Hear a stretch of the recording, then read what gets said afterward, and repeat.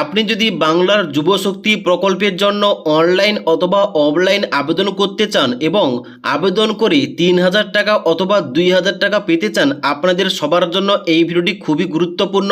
আজকের এই ভিডিওটির মাধ্যমে আপনাদের স্টেপ বাই স্টেপ নতুন আপডেট অনুযায়ী বলছি বাংলার যুবশক্তি প্রকল্পের জন্য কারা কারা আবেদন করতে পারবে, কাদের ৩,০০০ টাকা দেওয়া হবে, কাদের ২,০০০ টাকা দেওয়া হবে এবং তার সঙ্গে সঙ্গে এখন বর্তমানে নতুন আপডেট অনুযায়ী যোগ্যতার নতুন শর্ত কি রাখা হয়েছে, কারা আবেদন করলে টাকা পাবে না, এ টু জেড বিস্তারিত আলোচনা করব এবং তার সঙ্গে সঙ্গে অনলাইন আবেদন করার সময় কি কি গুরুত্বপূর্ণ ডকুমেন্টস লাগবে ওই টপিক নিয়েও আলোচনা করব। তার জন্য অবশ্যই আপনারা ভিডিওটি না টেনে শেষ পর্যন্ত দেখুন। আপনাদের স্টেপ বাই স্টেপ সমস্ত কিছু সহজভাবে বুঝিয়ে বলছি।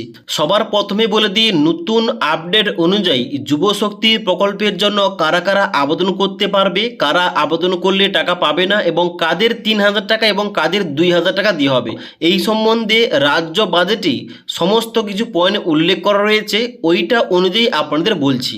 এখানে বলা হচ্ছে ২১ থেকে ৪৫ বছর বয়সী যোগ্য শিক্ষিত বেকার যুবতীর মাসিক ভাতা দেওয়ার উদ্দেশ্যে অক্টোবর ২০২৬ থেকে ভরসা কর্মসূচি চালু করা হবে। মানে এখানে এজ লিমিট কি যা হয়েছে, যদি আপনার বয়স ২১ থেকে ৪৫ বছরের মধ্যে হয়ে থাকে আবেদন করতে পারবেন। ওকে, এবার বলা হচ্ছে অক্টোবর মাস থেকে এখানে অনলাইন আবেদন শুরু হবে এবং এই যুবশক্তি প্রকল্পের জন্য আপনি আবেদন করতে পারবেন। এই স্কিমে গ্রাজুয়েট বেকারদের জন্য মাসে ৩,০০০ টাকা, অন্যদের মাসে ২,০০০ টাকা ভাতা দিয়ে হবে। মানে আপনি যদি গ্রাজুয়েশন পাস যোগ্যতায় এই যুবশক্তি প্রকল্পের জন্য আবেদন করে থাকেন, অবশ্যই আপনি প্রতি মাসে ভাতা টাকা হিসাবে ৩,০০০ টাকা পাবেন। এবং যদি আপনার যোগ্যতা গ্রাজুয়েশনে এর নিচে হয়ে থাকে, মানে উচ্চ মাধ্যমিক, মাধ্যমিক পাস, এই সমস্ত কোয়ালিফিকেশন থাকলে আপনি কিন্তু মাসিক ২,০০০ টাকা পাবেন। ওকে, এবার এই সম্বন্ধে আরও গুরুত্বপূর্ণ পয়েন্টটা পরে উল্লেখ করা রয়েছে। বলা হচ্ছে এই কর্মসূচি যে সকল পরিবারের আয় বছরে ১,০০,০০০ টাকার কম, এখানে বছরে হবে না, এটা কিন্তু মাসিক হবে। পরবর্তীতে কিন্তু আমাদের মাননীয় মুখ্যমন্ত্রী এটা উল্লেখ করে বলছেন এটা কিন্তু বছরে হবে না, মাসিক যদি ১,০০,০০০ টাকার নিচে হয় এখানে কিন্তু অবশ্যই আপনি আবেদন করতে পারবেন। তারপরে বলা হচ্ছে যারা অন্য কোনো সামাজিক সুরক্ষা প্রকল্পের সুবিধা পাচ্ছেন না তারাই কিন্তু আবেদন করলে টাকা পাবে। অর্থাৎ আপনি যদি অন্য কোনো সামাজিক প্রকল্প টাকা পেয়ে থাকেন, অবশ্যই কিন্তু এই প্রকল্পে টাকাটা পাবেন না। মানে আপনি হয়তো অন্য কোনো সামাজিক প্রকল্প, যেমন হয়তো আপনি পিএম কিষাণ টাকা পাচ্ছেন, কৃষক বন্ধু প্রকল্পে টাকা পাচ্ছেন, তাহলে কিন্তু এই প্রকল্পের আওতায় টাকা পাবেন না, এমনটাই কিন্তু বলা হচ্ছে।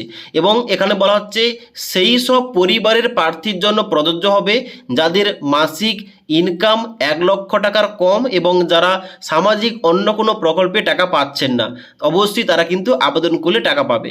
এবার আপনাদের বলে দিই, যারা আপনারা বাংলার যুবশক্তি প্রকল্পের জন্য অনলাইন আবেদন করতে চান, এখানে অনলাইন আবেদন করার সময় কি কি ডকুমেন্টস লাগবে এই সম্বন্ধে এখানে বলা হচ্ছে। এখানে অবশ্যই আবেদনকারীর আধার কার্ড লাগবে, আবেদনকারীর ভোটার আইডি কার্ড লাগবে, শিক্ষাগত যোগ্যতার মার্কশিট এবং সার্টিফিকেট লাগবে। মানে আপনি হয়তো গ্রাজুয়েশন পাস যোগ্যতায় আবেদন করছেন, তাহলে কিন্তু গ্রাজুয়েশনের মার্কশিট ও সার্টিফিকেট লাগবে, ব্যাংক পাসবই লাগবে, পাসপোর্ট সাইজের ছবি লাগবে, স্থায়ী বাসস্থানের প্রমাণ হিসাবে আপনাকে স্থায়ী বাসিন্দার সার্টিফিকেট জমা করতে হতে পারে এবং ইমেল আইডি, মোবাইল নাম্বার লাগবে।